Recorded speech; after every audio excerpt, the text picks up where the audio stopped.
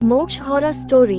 असम अपने घनी वादियों, हरियाली और चाय की संपत्ति के लिए जाना जाता है, मगर यहाँ के रहस्यमयी भूतिया किस्सों से कई लोग आज भी अनजान हैं। असम के कई गांवों में शैतान का वास है, मानो जैसे भगवान रूठ गया है।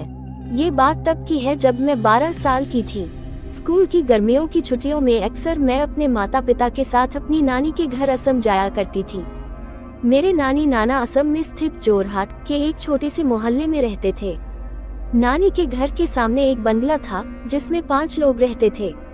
उनमें से एक थी माजी, जिनको लोग बहुत सम्मान देते थे। माजी को मेरी नानी से बहुत लगाव था क्योंकि मेरी नानी बहुत अच्छे कपड़े सिलती थी। मेरी नानी में हर तरह के कपड़े सिलने का हुनर था। मेरे ज्यादातर कपड़े वही सिलती थी। नानी माजी के लिए हर त्योहार पर सलवार कमीज सिलती और उसके अंदर जेब भी सिलती। पुराने लोग ज्यादातर बैग या पर्स नहीं लेते थे। माजी उस जेब में हमेशा पैसे रखती थी। एक दिन माजी बहुत बीमार हो गई। उनके घर वालों ने उनका सही इलाज भी नहीं करवाया था। मेरी नानी भी माजी की सेवा करती तो उनके बेटे और बहू नानी को भगा देते। कुछ दिन बाद माजी की मृत्यु हो गई। मेरी नानी ने माजी के शव को उनके पसंदीदा पीले रंग का सलवार कमीज सिलकर पहनाया अंतिम संस्कार से पहले, पर नानी इस बार दुख में जेब सिलना भूल गई थी और फिर माजी का अंतिम संस्कार भी हो गया।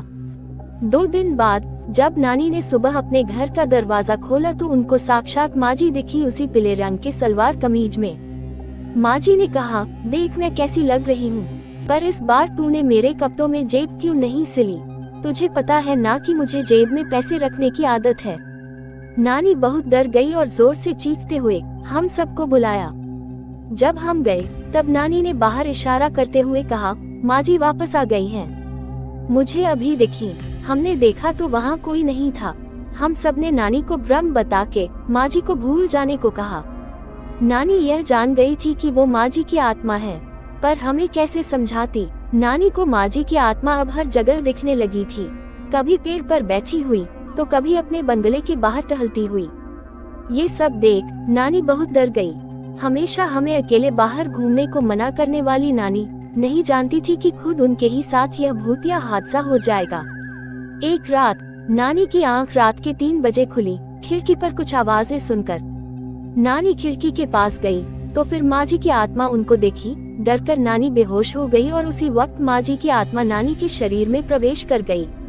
नानी अब हमारे साथ अजीब सा डरावना बर्ताव करने लगी।